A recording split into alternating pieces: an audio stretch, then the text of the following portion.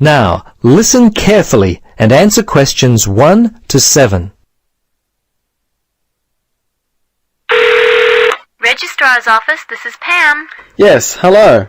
I'm calling about enrolling to study at the university. This is the right number? Yes, this is Mitchford University admissions. What would you like to know? Well, basically I need to know what I have to do to be enrolled as a student. You see, I'm currently studying education at another school. I've just finished my first year, but I'm not really enjoying it. I think I'm more interested in accounting. My dad teaches maths, so I thought it might be a good choice. Well, better than business anyway. Okay. Have you received a registration pack? No? How can I get one of those? Well, you've got to have one to register. You can enroll at the university at any time after you receive a registration pack. These are usually available from September for first-year and transferring students, and from November for returning students. On the basis of the information contained in the registration pack, you should attempt to make a firm choice about which courses to study before completing your form. I see. So I've only got a month to get my registration pack in. Can you send me one? Sure. If you are close to a high school, the registration pack and university prospectus are available from the Careers Advisor. Would that be helpful? Well, the closest school's too far away and I haven't got a car. Are there any other ways you can send it to me? Well, for prospective students who have already left school, the registration pack and prospectus are available from the university information line. But that might not be of help for you? No, not really. I'll tell you what. Why don't you give me your contact details and I'll send a pack out to you. At least that would be a start. Okay, sounds good. Right. Firstly, what's your name? Richard Dreyfus. That's Dreyfus. Your address there, Richard? Unit 12, 15 Sportsman Avenue. That's Sportsman, Mermaid Beach. 4554. And your telephone? Yes, I won't give you my home. Mobile's best. 0414. Hang on a minute, I don't call myself usually. I think it's 0414 658 339. Yes, that's it. Okay, now, do you have email? Yes, I do. It's Dreyfus, my last name, at igo. That's IGO.com. All lowercase letters, of course. Before you listen to the rest of the conversation, you have some time to look at questions 8 to 10.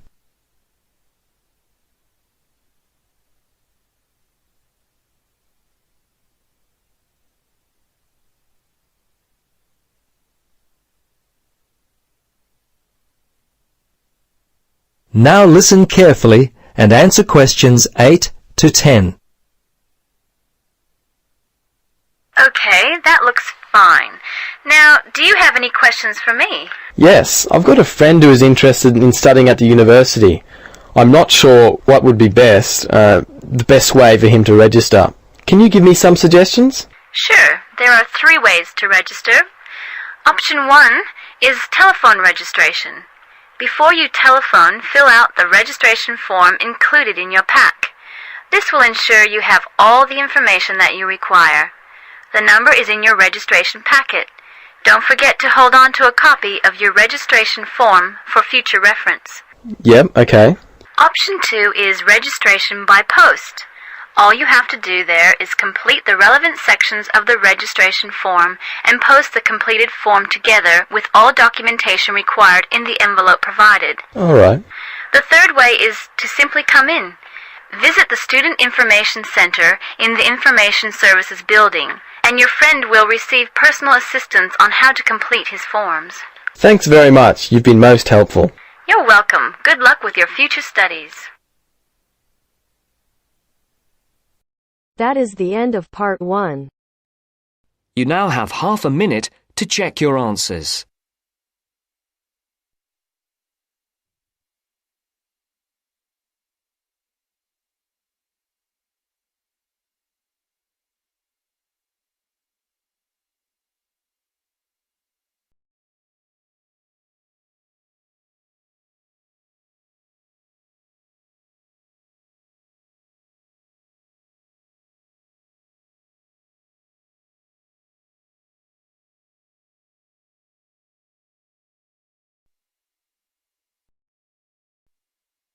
Now turns to part 2.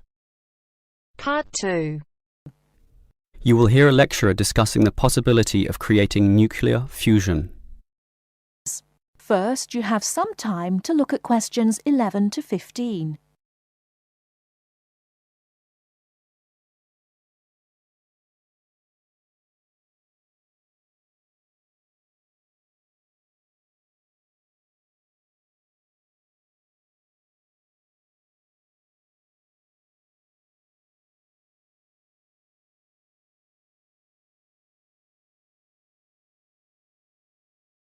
Now, listen carefully and answer questions 11 to 15. We look at the sun, a huge ball streaming out essentially limitless energy into space, and we think about how we need that energy here on Earth. Our oil reserves are running out, coal burning causes much pollution, and nuclear energy has many dangers. But where does the sun itself get its energy? The answer is that the sun makes it using fusion, or, more specifically, in a hydrogen fusion process. There is no pollution, no radioactivity, no waste products, and we have plenty of hydrogen. So, hydrogen fusion seems the perfect answer to our energy needs, and scientists have long attempted to achieve it here on Earth. So what happens during this process? The first step is to make two light atomic particles approach. In the case of our sun, these are hydrogen particles, the lightest and also the easiest to deal with. However, the problem is that the nuclei of atoms have electric fields, and fusion between these particles is opposed by their similar electric charge. They most naturally repel each other, and the nuclei of all elements are exactly the same in this respect. Thus, in order to overcome this repulsion and force them together, in the second step, the particles are heated.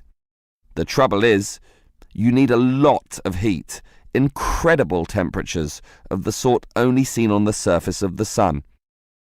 This is many millions of degrees, far higher than the melting point of any known material. Still, the concept is simple. The hot, wildly moving particles, which are now called plasma, will crash into each other, resulting in the third step, the fusion into helium, which releases energy and begins a self-sustained process. Before you hear the rest of the talk, you have some time to look at questions 16 to 20.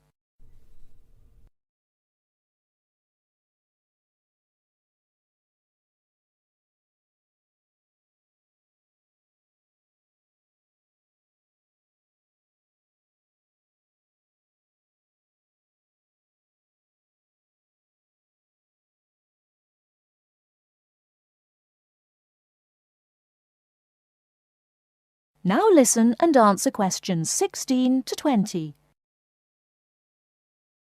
So, we know how fusion works. Thus, the big question is, can we create it here on Earth? We actually have the technology to superheat hydrogen into plasma, but no container on Earth can deal with those temperatures. Thus, we need to confine this superheated material so that it doesn't touch anything. For that, we need a special reactor, and most research has focused on an apparatus known as a tokamak system. That's Tokamak, an acronym from some Russian words meaning toroidal chamber with magnetic field. It's an apt name, since a very powerful magnetic field is used to confine and suspend the super hot plasma in the air so that it doesn't touch anything. This is possible only because this plasma has an electric charge, which interacts with the magnetic field. Of course, the walls of the fusion vessel will still get hot, very hot, and to avoid being melted, they must be cooled with a cryogenic system to intensely low temperatures. But now we are faced with the second problem. If we are to draw power from this system, the reaction must be continuous and controllable. However, when fusion begins, the plasma becomes unstable, and at these temperatures, that is a very serious situation. If we lose control, a disaster could result. Despite the obstacles, in 2010, a European device managed some success, but needed far more power to generate the fusion reaction than that produced from the fusion itself. Obviously then, it was not useful as a power source. More to the point, this system could only sustain a fusion reaction for a fraction of a second, yet, to self-sustain, the fusion needs to run for at least 10 seconds. And the future looks bleak. Unfortunately, most scientists predict that many decades will have to pass before fusion power can become a practical reality. That is the end of part 2. You now have half a minute to check your answers.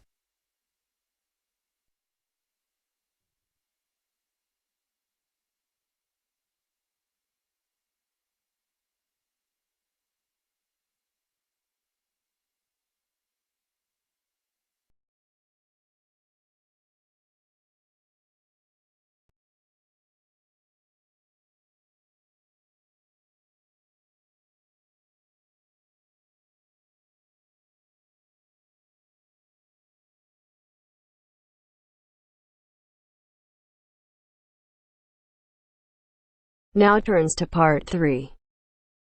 Part 3. Hear an interview conducted by an interviewer Spiegel with the scientist Peter Piot, who discovered Ebola, a dangerous disease. Both of them are conversing about the disease and its origin. First, you have some time to look at questions 21 to 25.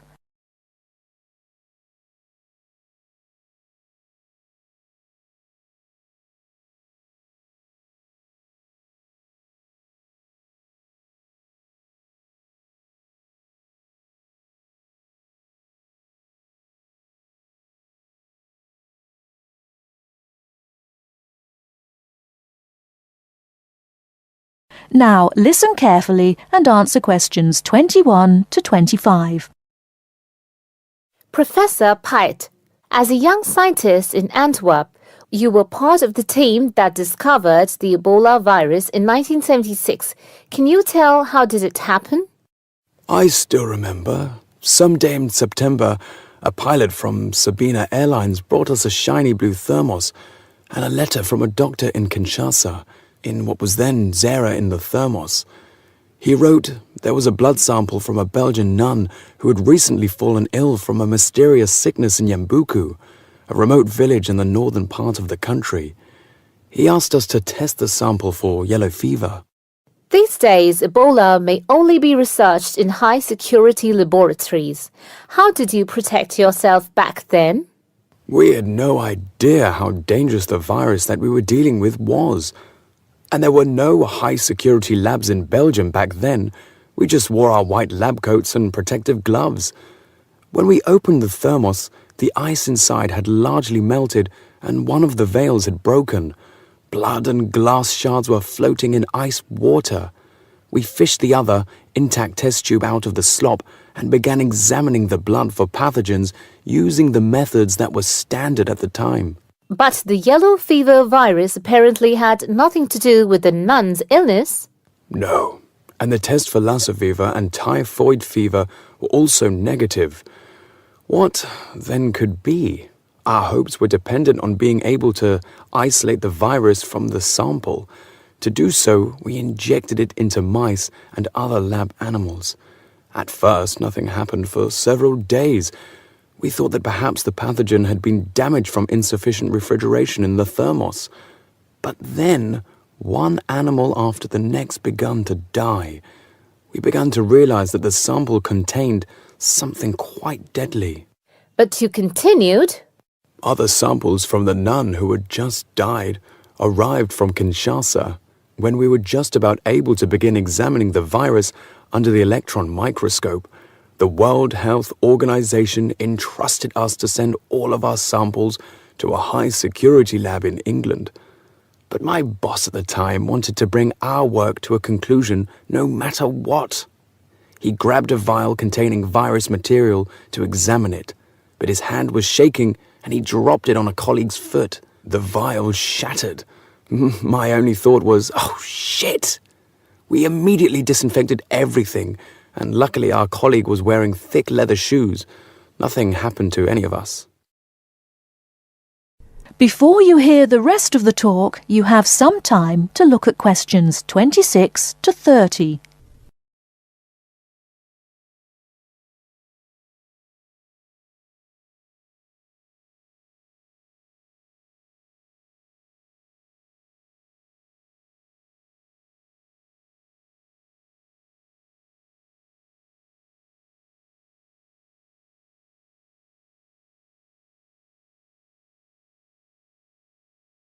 Now listen and answer questions 26 to 30. Were finally able to create an image of the virus using the electron microscope. Yes, and our first thought was, what the hell is that?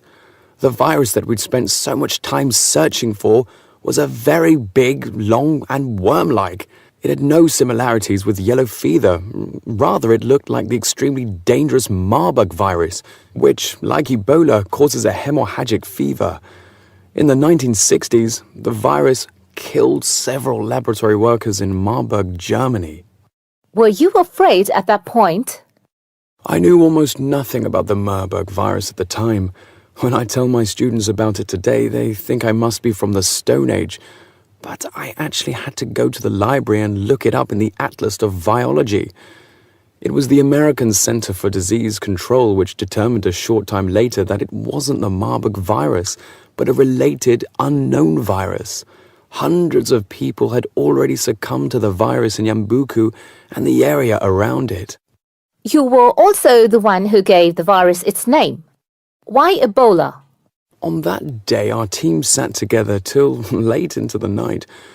We had a couple of drinks discussing the question.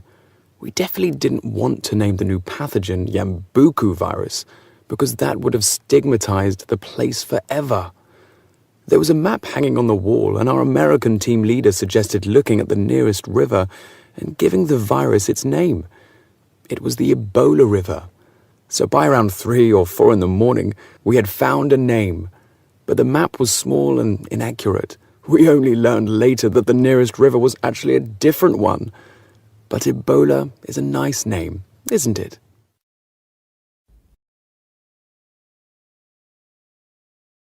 That is the end of part 3. You now have half a minute to check your answers.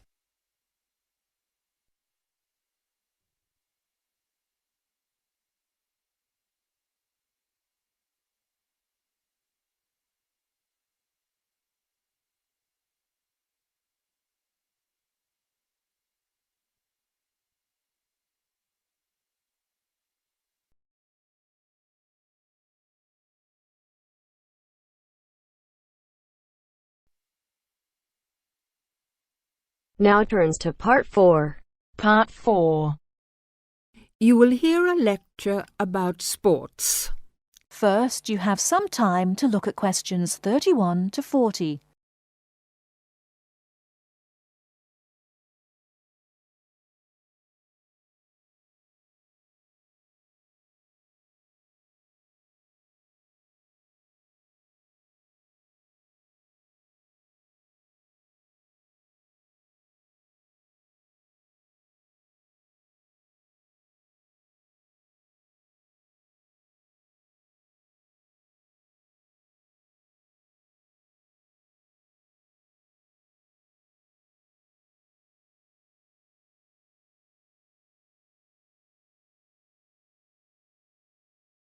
Now listen carefully and answer questions 31 to 40.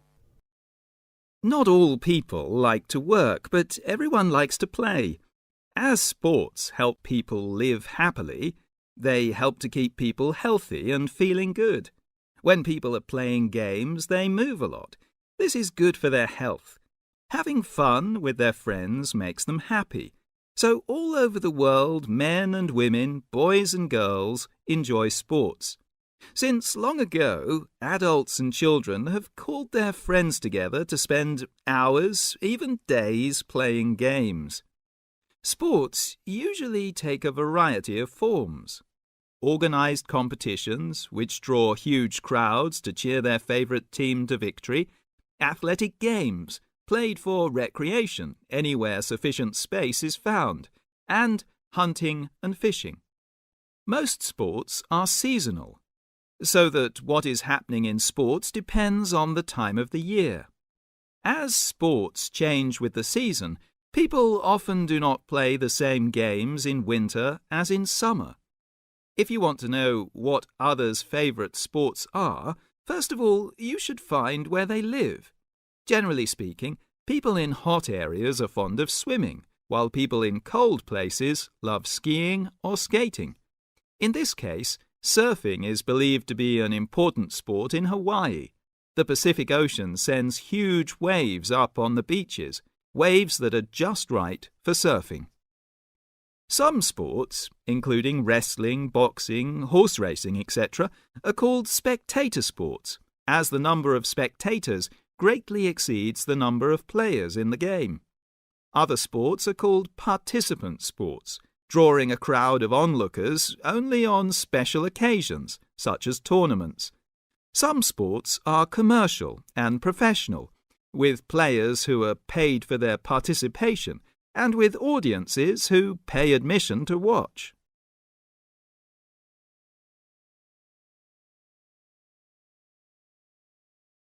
That is the end of part 4. You now have half a minute to check your answers.